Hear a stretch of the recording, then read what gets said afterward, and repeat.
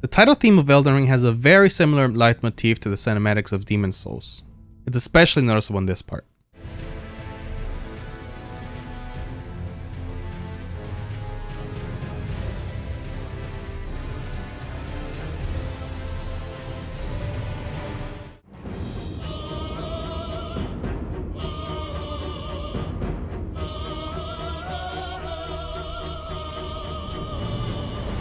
Here they are overlapped.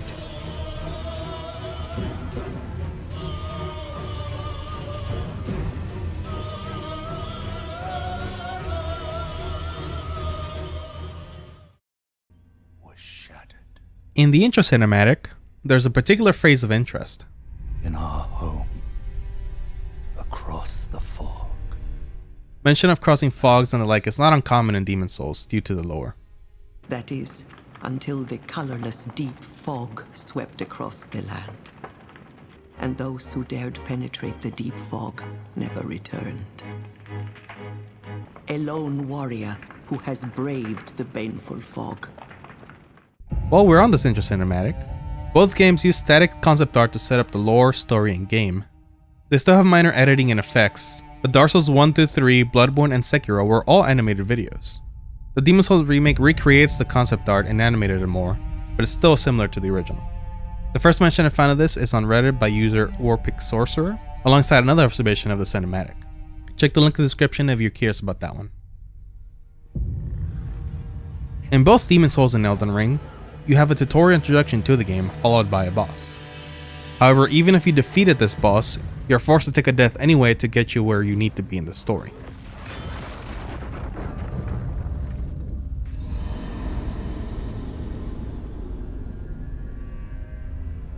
I'm not good or confident enough to do this in Elden Ring, but there's a ledge after Grafted Scion that forces death on you. Though I'm now learning standing still may be a strategy.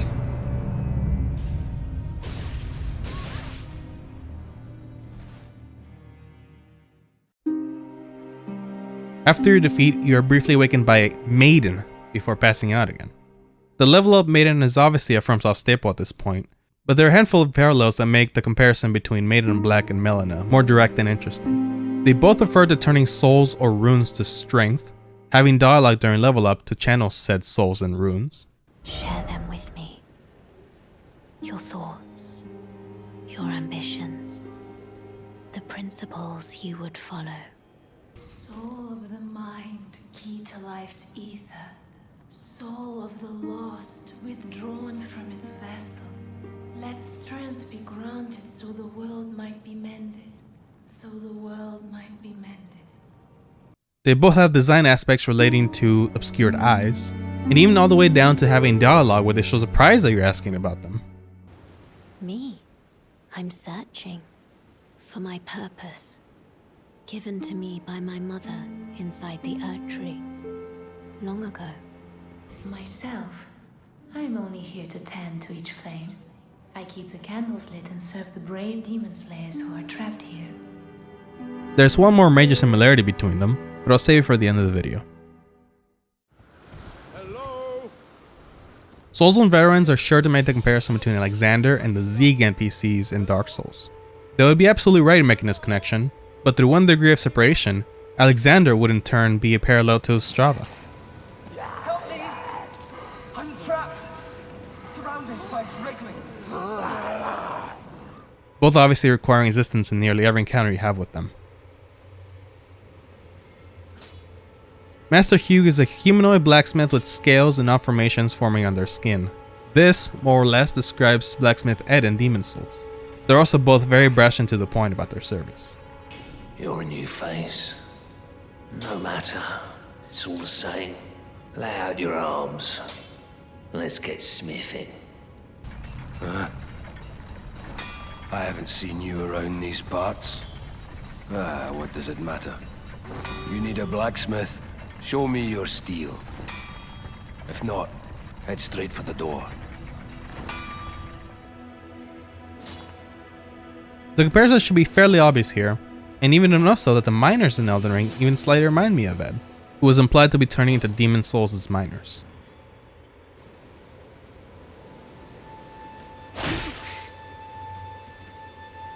What's happened to you? Please, you must... Why on earth? I do not wish to cause anyone harm.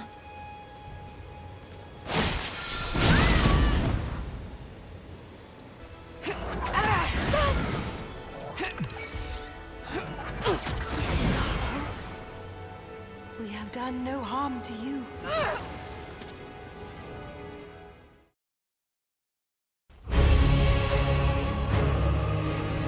Everybody and their mother has pointed out that the Erdtree and Putrid avatars largely share a moveset with the Sodomia from Dark Souls, which is a rework of the Vanguard boss and mini-boss in Demon Souls. The moveset isn't quite as rehashed as the avatars. Between Vanguard and our Silent Demon, the main thing they share is the butt slam and just general design.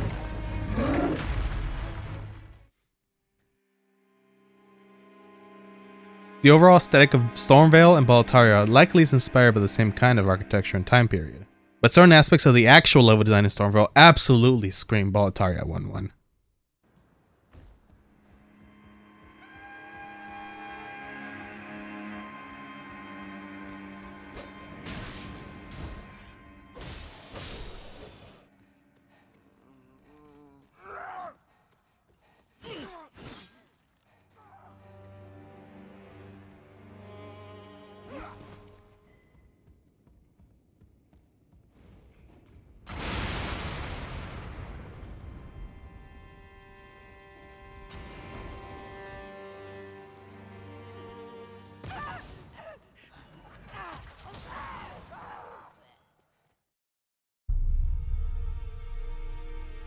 The similarities between these two are minimal.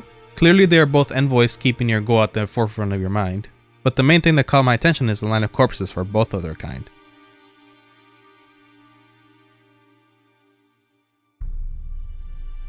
Lay low the Shardbearers and claim for yourself a great rune. The primary early goal for Elden Ring is to defeat Shardbearers and gain their strength. Demon Souls has effectively the same goal except for the whole game, by defeating Archdemons, albeit not spelled out as directly. They both even have a barrier that halts progression if you haven't achieved enough of your goal. But the Two Fingers forbid us from venturing there, until we've acquired enough great runes to repair the Elden Ring. While I doubt this was a direct reference, I get similar vibes from these encounters, adding a unique atmosphere to some areas.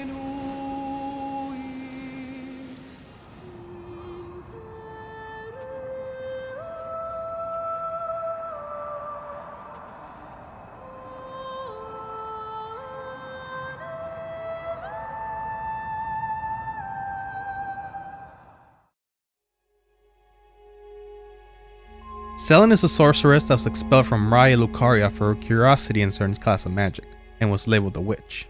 It just so happens that Demon Souls has a character that was also branded a witch and persecuted. I was exiled from the Academy of Raya Lucaria as a reviled, apostate witch. I was branded a witch at a very young age, and have been persecuted ever since. Although I never had ill intentions, this black craft of mine is intrinsically evil. Speaking of witches, Ranni the Witch obviously has visual similarities with Yuria, but you could also justify it as both being inspired by the same image of the pointed hat witch in media.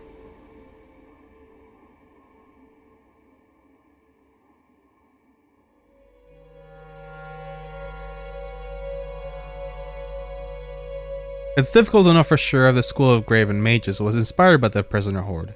The Horde do have a couple of faces, and they are certainly inspired by Berserk, but the fact that they're both magic based isn't dismissible.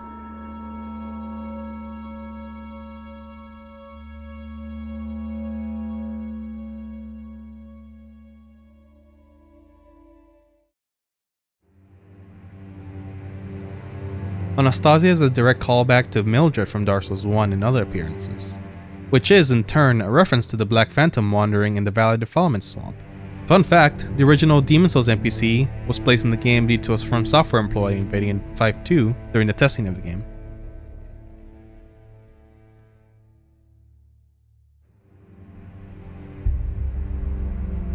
Do I need to explain this one?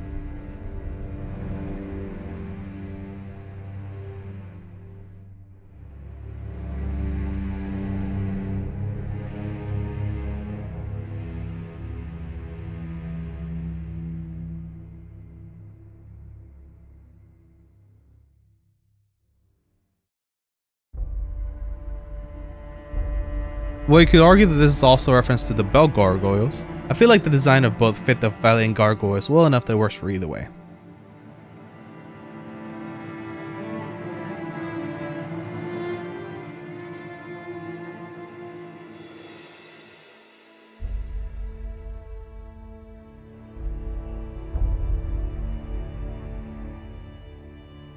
And the last to the great giants of the northern lands.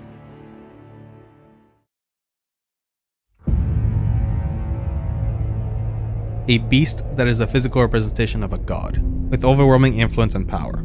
A perfect description of both the Elden Beast and the Old One, and how Elden Ring and Demon Souls present the higher powers of their world. The Talisman of Beast has a very straightforward revelation, stating that the beast that feeds all the soul arts of the heretical mages is God himself, who also grants the miracles to the worshippers of God.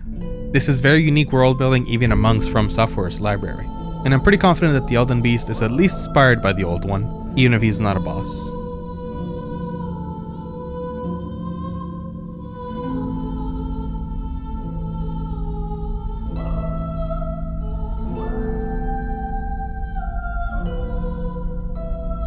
As promised, the last comparison that I want to make between Melina and the Maiden in Black is that they are both willing to give up their lives for what they see as the right path for the world, either at or near the end of the game.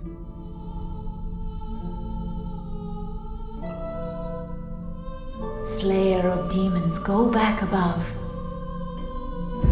Thank you for guiding me here. The Nexus shall imprison me no longer.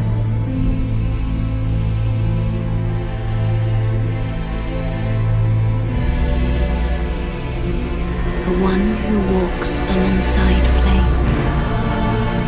I shall lull the old one back to slumber.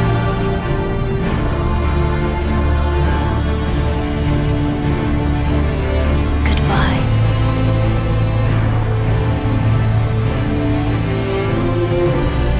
Thanks. At last, the end is in sight. And with that, thank you so much for watching. If you'd like to see a video like this, comparing Elden Ring to the other games in the series, do please let me know, and consider subscribing. This was very fun to make, seeing how much the very first game in the series still has deep roots in the latest, even 10 plus years later. Is there any reference you think I missed? Or do you think one of my theories is incorrect? Let me know in the comments below. There's a couple more videos I think you would find interesting, so I hope to see you again. See you guys around.